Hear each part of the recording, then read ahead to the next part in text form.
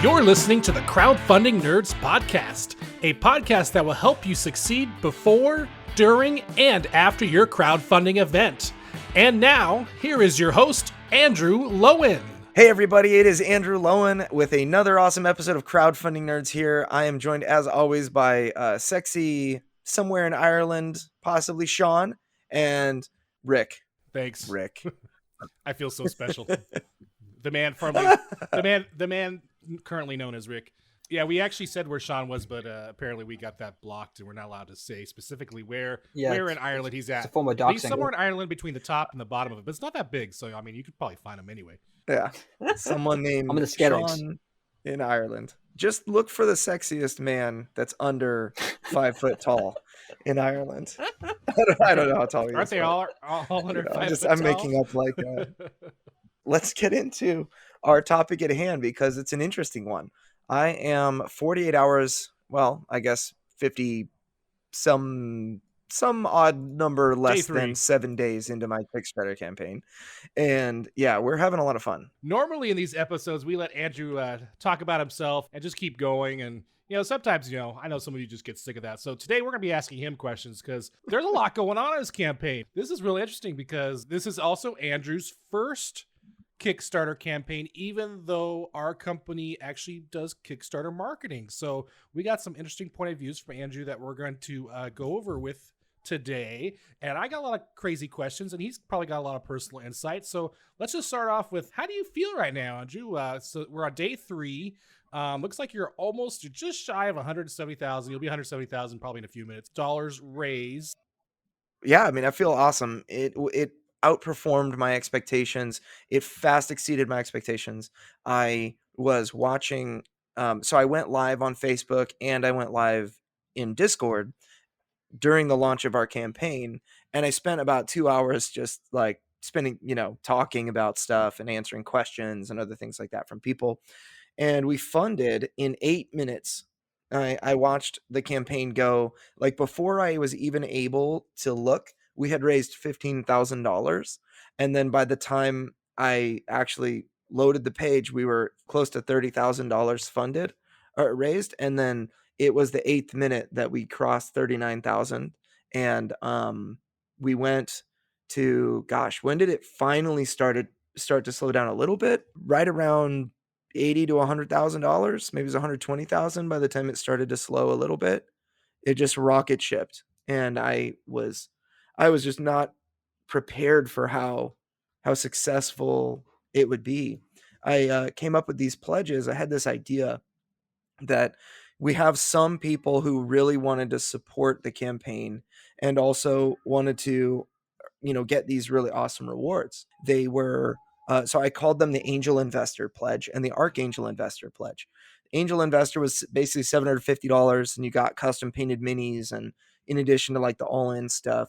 And then the Archangel Pledge, you got custom painted minis, you got a signed prototype and a signed original art piece by Dan Maynard, who's the artist. And those were gone by the end of the day. Like all of them are gone. And then I actually increased the Angel Investor Pledge. I've increased it now 4 times. There are 26 out of 30 backers right now for the Angel Investor Pledge, which just shocked me, and that rocketed us up a lot faster than I expected. So that was the Angel Investor Pledge also includes a prototype, so basically the people who get that get the game straight away just after the Kickstarter. Yep, that's right. So yeah, that Archangel Investor. So I may actually increase that number a little bit, just depending on the number of functional prototypes I get after the reviewing is kind of all said and done. I didn't want to increase it until I knew. Because printing those prototypes, that would pretty much immediately kill the margin in that pledge level if I had to print more prototypes in order to fulfill it. So yeah, it's very cool.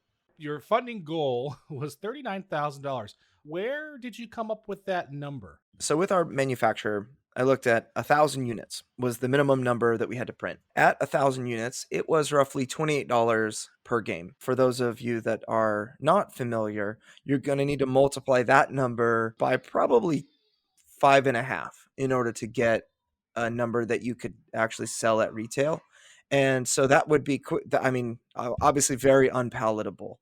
Basically, I mean, 28, if you multiply 28 by 5.5, that's $154 per game. And people aren't going to be willing to pay $154 a game for a game that should probably cost, $60, right?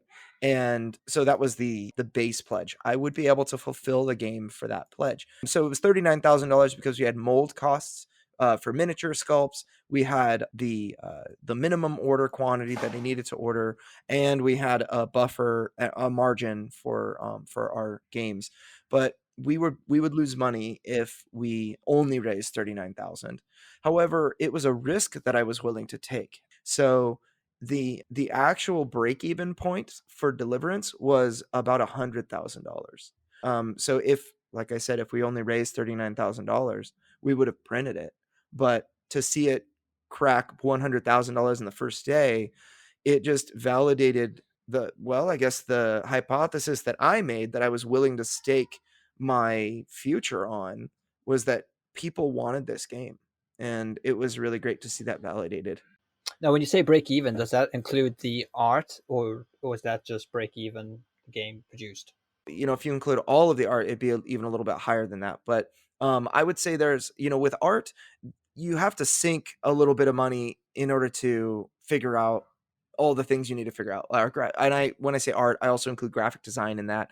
So we had to figure out our card frames. We had to make sure that they worked. We did a lot of playtesting and changed things and that kind of thing. And then we also, earlier iterations of the art, we enhanced and that kind of thing. So some art we ended up not using, like for the map tiles. And so that type of stuff, I guess I don't really count in the numbers, but it was basically to reimburse our art costs, to pay. Very importantly, we wanted to do friendly shipping. So in order to get into a region, we needed to pay for a container, and then we needed to pay the entry cost, the customs fees.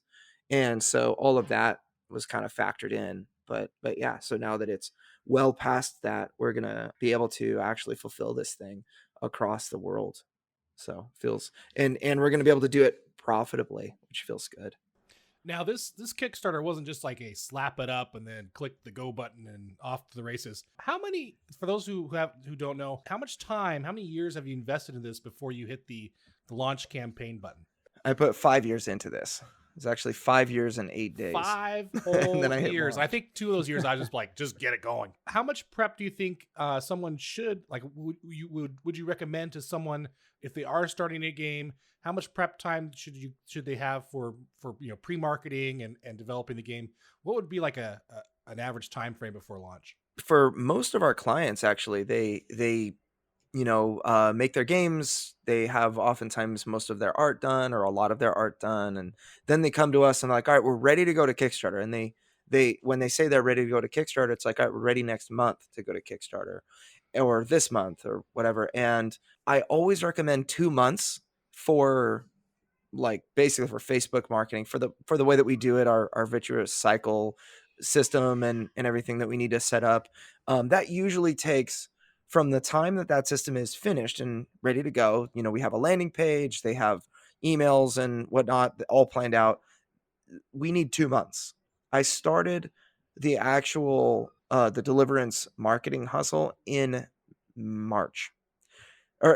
March. So it was March, April, and May, and then we launched in June. And when we started in March, it was like $20 a day, and then we ramped up to like $60 a day in April, and then I intended to go 60 a day in May, and ended up bumping it to like 100 because I wanted to test things and see what worked and that kind of thing. And then now on our Kickstarter, we hit $250 on our launch day. It was actually $150 in actual spend, right? And then the rest we got in on the day after that, and then $100 a day during the mid campaign is what we're kind of working with now. The thing is, Deliverance is not a normal project. We put in so much effort before that. So before we spent any marketing dollars, we had let's just say before the month of March, we had about 2,500 people on our email list, maybe like 2,300.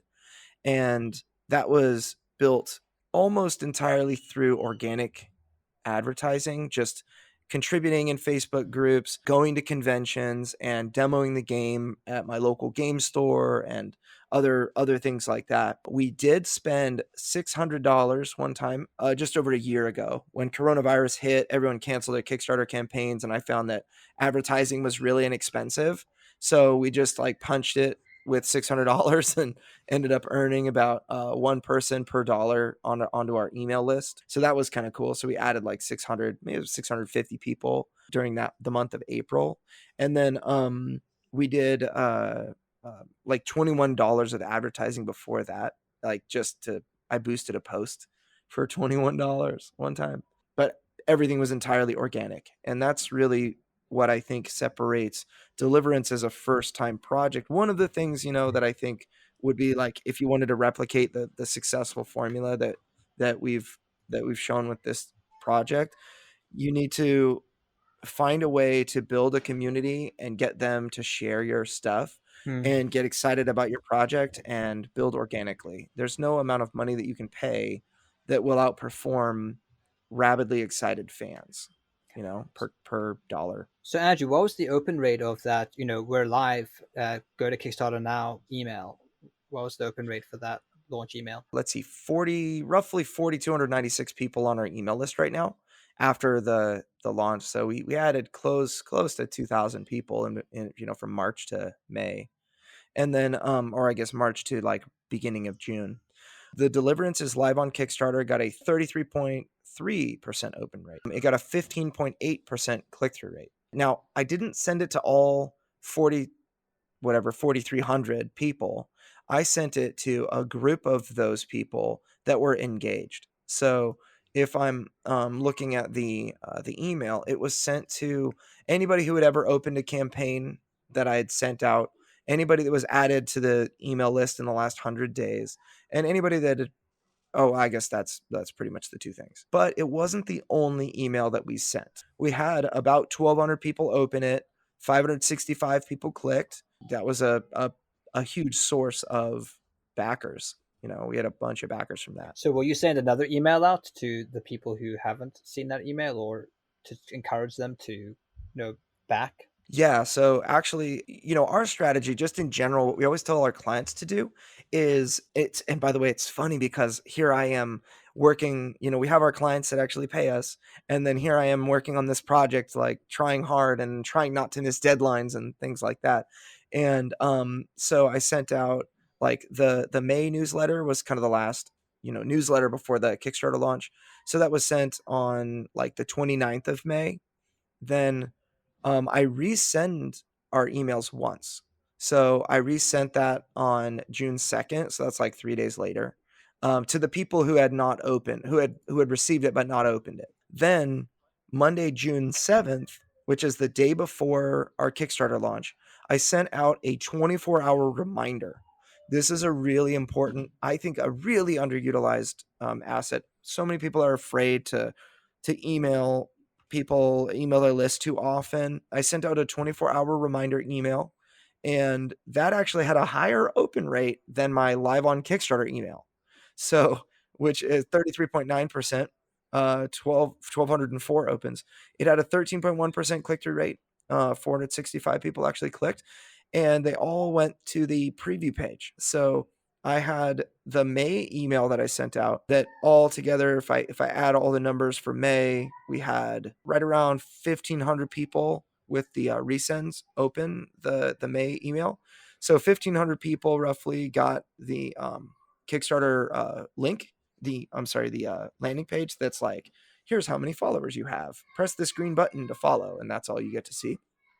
So we did that, and then we sent an email out to everyone to look at the preview page 24 hours before the campaign launched.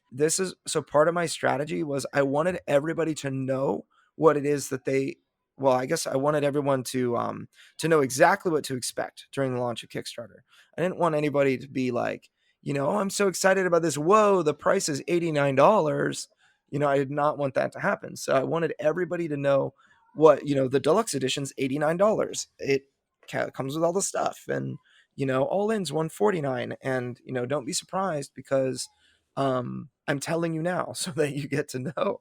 And a lot of people appreciated, not only did they appreciate knowing what the prices were, but I told them the prices like a month ago so that people would be prepared, not just via my email list, but very importantly, my Facebook community. And a lot of people were like, all right, I'm saving money so that I can be ready for when that happens, you know? So I think that's one of the reasons why our conversion was so high. I looked at our project follower count. You get to see the number of followers and the number of people who converted after you launch your campaign. And the highest number I've ever seen is 23%. And that was for Ascension Tactics, really, really big, franchise in the board gaming industry. Ascension's been around for, 10 years, over 10 years. And they had a 23% conversion rate and they crushed it. Our campaign actually had a 21% conversion rate, which was on day one, which was quite high in my experience. That's, I think, one of the highest conversion rates we've had. And I would attribute it to just simply people knowing, number one, people being very excited about the project. Number two, knowing what to expect so that nothing was a surprise to them when they hit the Kickstarter page. So how have your family reacted to your Kickstarter? Have they become more involved? I suppose because this has been 5 years in the making, and now the proof is in the pudding, right? They probably don't think, oh, Andrew isn't as crazy as we thought he was. Yeah, it's funny because so there are a couple of different family members that really stand out. But the first one is my wife. So my wife has been always been an advocate and encourager of this project. She's done everything she possibly could to make it happen. She, and just make, convention trips and the late nights I've needed to spend and all of that. She's been really supportive. And also, very importantly, she's really the art director. Things that I think are cool, she'll say, no, no, no, that's not good. That's not good like that. And she's right. And I just have really appreciated that. Her eyes glaze over when it's like, when I talk about manufacturing or when I talk about like, okay, here's how we get VAT friendly, or, whatever, region friendly shipping. And she's just like, I don't even know what it is you're talking about right now. You're speaking in a language I don't understand. And when our Kickstarter campaign launched, there was so much, I'll say so much more work to do than I expected. Partially because of the success of the campaign, we had like over 400 comments on the first day, which was just crazy. No way could I respond to all that. I learned within 2 hours, I had been on Facebook Live and Discord talking to people and not responding to comments in Kickstarter. And then I see like 140 comments by the time I get there. It's like, oh my goodness. I wanted to respond to all of them, but there's just no way. So my wife comes in as a collaborator and she just shreds it. She literally responded to every single person. Anytime that she had a question, she would ask me. She would yell upstairs, which is in my office is kind of in this upstairs hallway of our home, and she would yell upstairs and say, Andrew, what about this or that? Is shipping friendly to this region, or and she just really stepped up her game and really allowed us as a company to showcase excellent customer service. So we have Ryan Williams, who was on this podcast when I got kidnapped. Ryan is doing he's doing customer service stuff, and Christy is doing customer service, and she's just really, really my right hand in this process. It's very cool. If any of you see Christy in the comments, just tell her how much you appreciate her, because she's really she's one of the reasons that this project is going to go so smoothly. Yeah, some other family members, I guess, finally saw, like you said, that I wasn't crazy. A lot of people didn't know a whole lot other than I talked about this board game all the time. But now it's like the proof is in the pudding. It's like it's the most money I've made in a 24-hour period in my entire life.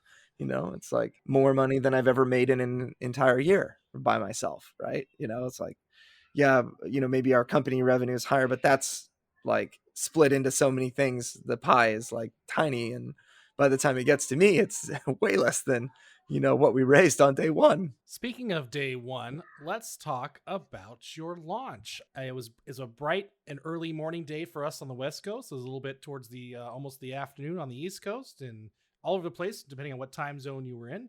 The launch was at 8 o'clock on Pacific Daylight. In fact, you had a couple launch parties going. I woke up to a Facebook Live, and then you were also saying you had something go on Discord. What was going on right before that launch? So I woke up at 7 o'clock and was like, all right. First of all, I couldn't get to sleep until like 2 in the morning. It was really hard. It was just like in the United States, Christmas night when you were a kid. If you had those memories, it was so hard to sleep. If you wanted to be good and go to bed, you would just lay in bed with your eyes open or even your eyes closed, just trying to go to sleep and thinking about all the things that you couldn't wait to do.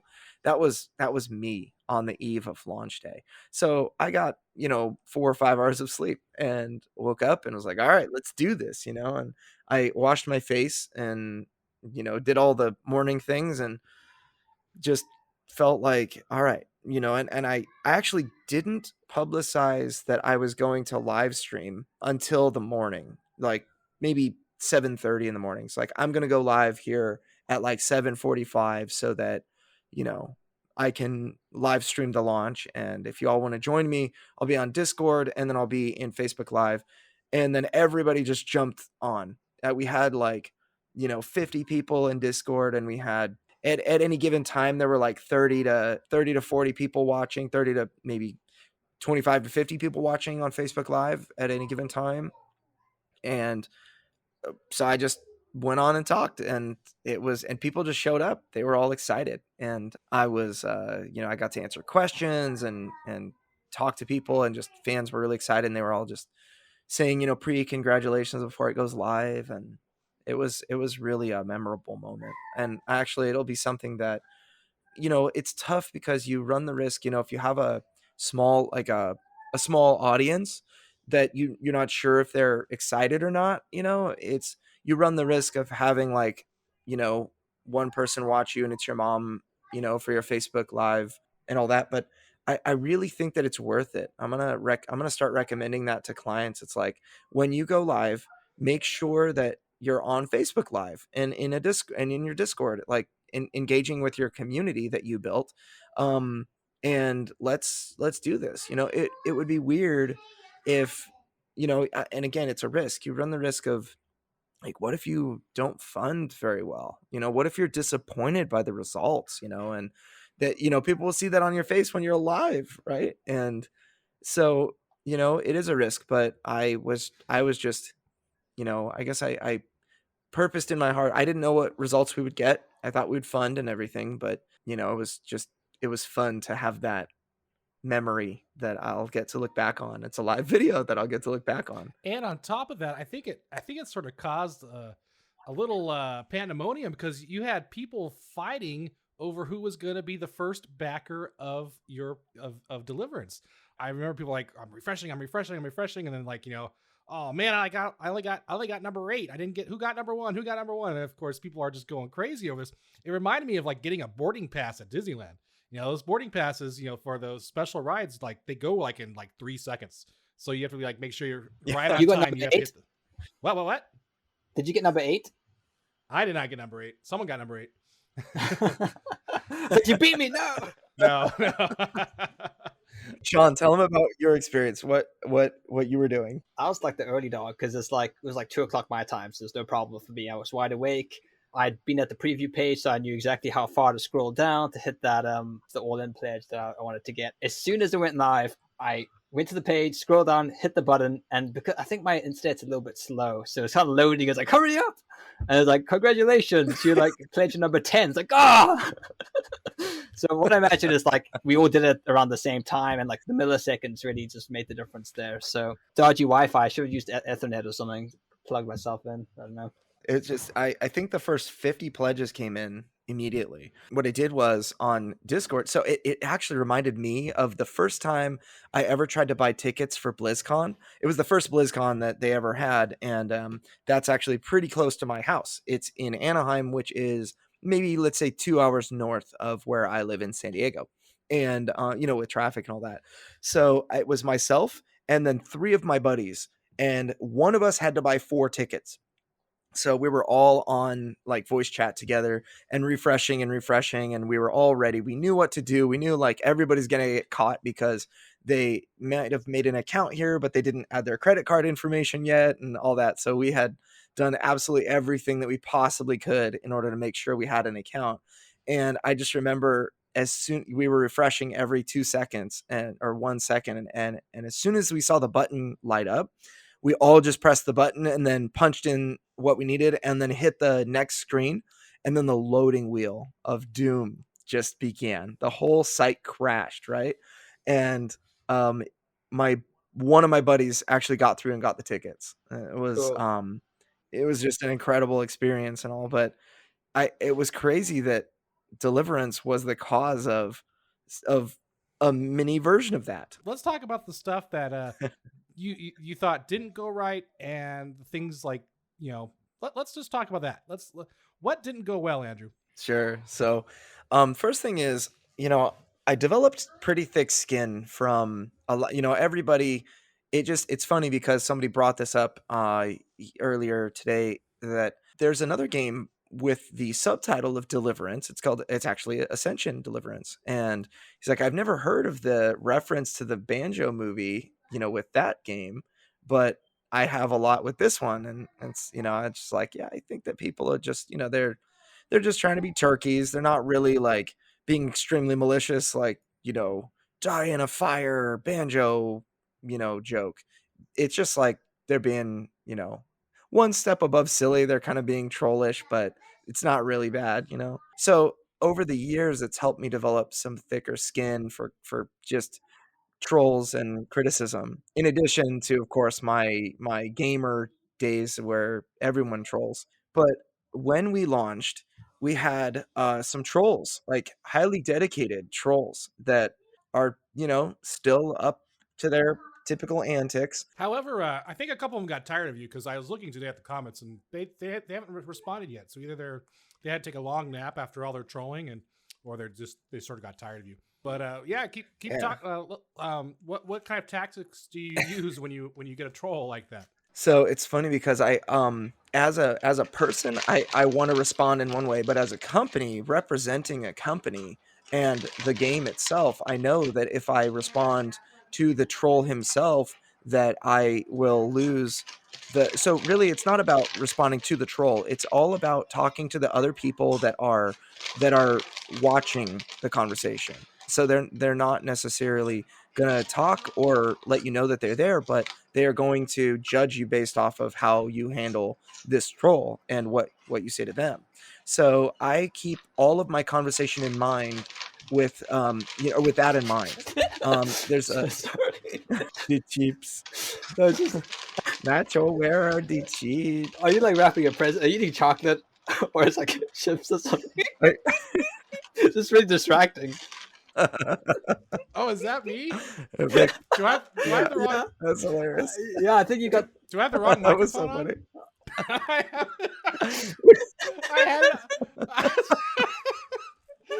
I was hungry and I had it on mute. It's on mute on my mic. Let me see what mic am I That using. was so funny. That was so fun. So the thing is not to feed the trolls, right? Because yeah, you're literally trolling while we're talking about trolls. That was so funny. That was a really good troll. Like if you meant to do that and you're just playing coy, that was really well played. We got Rick rolled.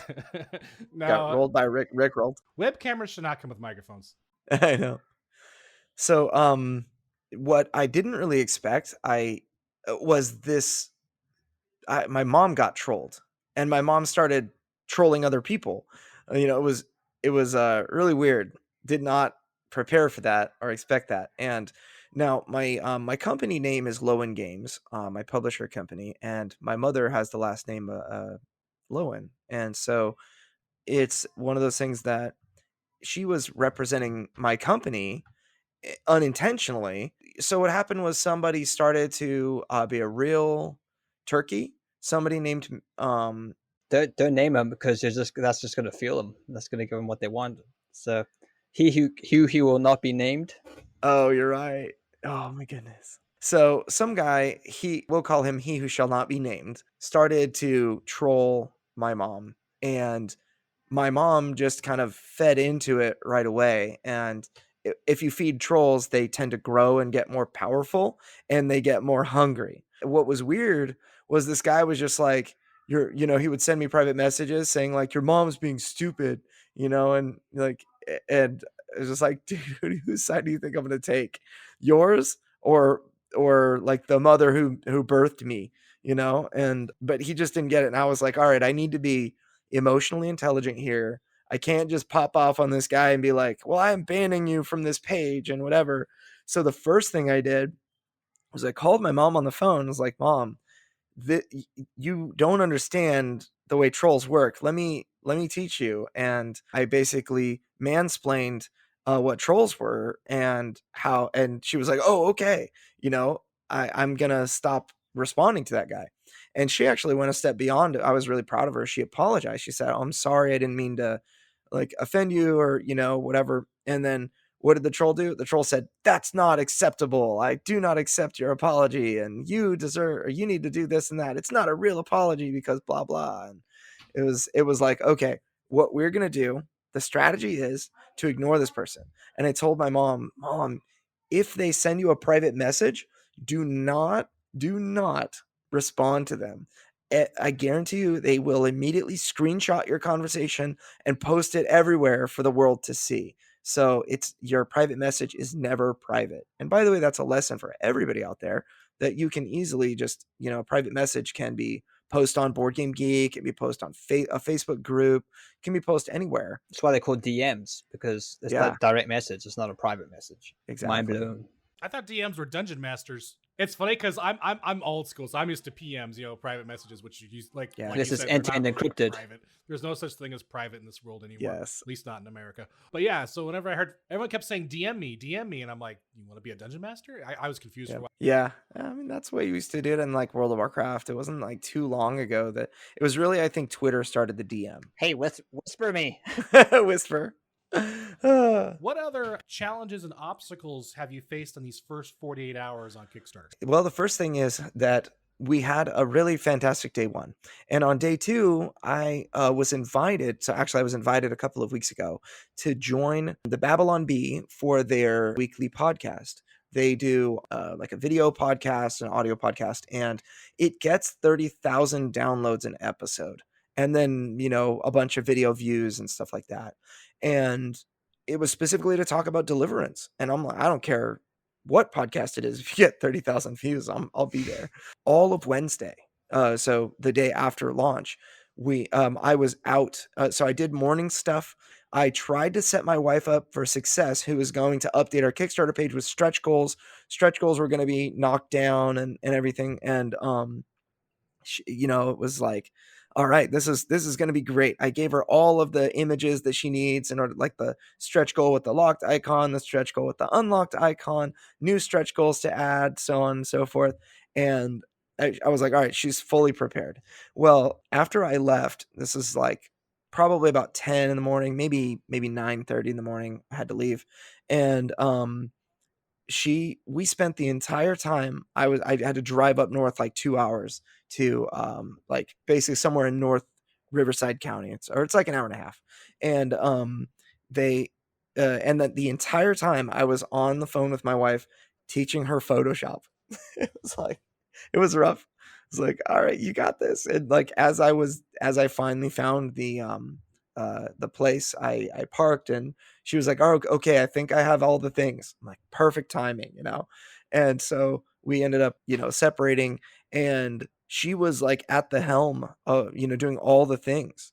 And she actually ended up enlisting Ryan's help. I gave Ryan an invite, and it was the wrong email. So she communicated with Ryan, gave him the right email or the invite to the right email, and fixed all the things on her own. And it was at first I was very impressed by her ability to like solve problems and get stuff done. But that was something that I just didn't plan for very well. And I finally got back at like 6:30, in the evening, and was just on the computer like crazy. She was responding to comments, and That, so she kind of saved the day. So, talking about the Babylon Bee, for those who don't know, that's a Christian satire site. So they do lots of stuff on politics and religion, and they try to poke fun at everything. And they did a promotional post for Deliverance, and it has done quite well. Yep. And it's very interesting because the Babylon Bee has a huge social network following. So this is actually something that we're leveraging, and this is something that you need to think about with your Kickstarter. Is if you get a big player to share your content, you you need to capitalize on that as much as you can, Mhm. because we're seeing about a 30% conversion rate from their ad to the Kickstarter page, which is phenomenal. And it also means that we can target people who are outside of the board gaming space. We can target people who are in the Christian satire Yep. space. So it's opened up a whole new demographic of people, and there's so much social proof there because you have a big name behind it. So we're actually running an ad, using the article that they wrote for us, and it's also helping to keep that article on their trending list on their main sites. If you go to their main site, see what's trending, our ad essentially is trending at number 2 currently on their entire website, and they've got a huge following. Yeah. So It's like 4 million users a month. yeah, it's insane. They get loads of comments as well. So a very engaged community. So if your game ever gets picked up by a big player, just ride it as long as long and as hard as you can, because that's something that we're doing, and it's something we're going to continue to do in this campaign. In fact, most of our ad budget currently is pointing to that article. Yep. So one of the really, really important things that we always try to encourage people to do is figure out who your target market is. What do they like? And board gamers that are Christians, they they love memes, they love stuff like that. And a Christian satire site, Which is basically a meme site. yeah, it's like a meme site. Basically, I thought that would be a good potential fit, and I found out that you could advertise. So I actually pitched the editor in chief, chatting, and he was, we ended up he played the game a couple of times. He loved it, gave a quote for it, and then I'm like, well, I have an endorsement from the editor in chief of this magazine. I'm gonna go with it. And so we actually went over budget a little bit and invested into the Babylon Bee and all the things. So we got a sponsored article, like you said. We had an email blast that was sent out. We have podcast reads that are going to happen, which would be like 60-second endorsements or 60-second ad rolls, that will happen throughout the campaign, and then a newsletter inclusion, and then another e-blast 48 hours before the end of our campaign.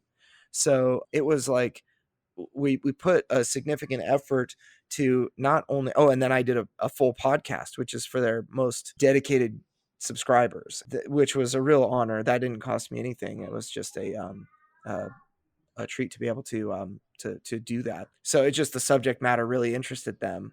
And so it was a really good fit. The editor in chief was like the perfect target market. He was like all in, in the campaign before I even showed up at the office. He had backed the campaign, and so it was one of those things that we made we kind of felt like the target market for this game was there, so let's advertise there. And we felt like that was going to be more effective than putting that money into Facebook ads, and that it was worth it to go over budget a little bit because we would receive rewards later. Our goal is to penetrate the audience of that by not just sending them one email blast or one podcast thing, but we have like 7 different like initiatives that we're making over the course of the month to get deep into the minds of those users. And it has absolutely paid dividends. So another advertising platform you use is KickTrack, and that's actually performing quite well. So you want to talk a little bit about that?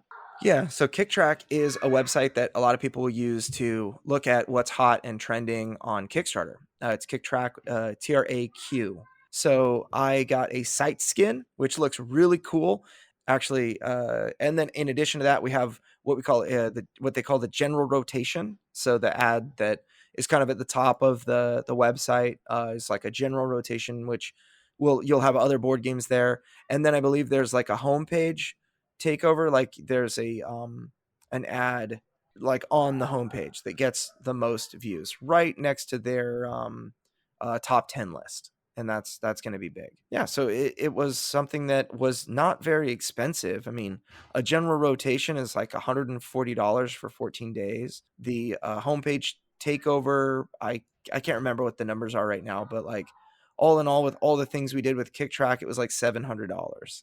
So when you have all these different platforms, Board Game Geek, BackerKit, KickTrack, Babylon Bee, you're using a individual referral link, correct, for every single one of these different platforms?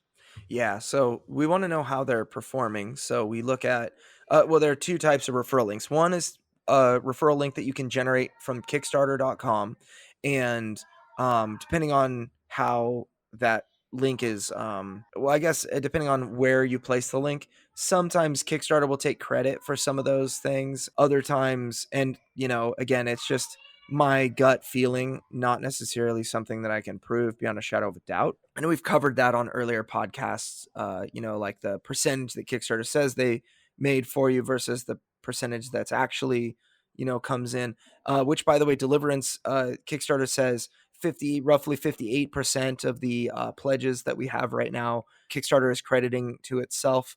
And from our I know from our understanding, though, it's actually Try more like, 10%. yeah.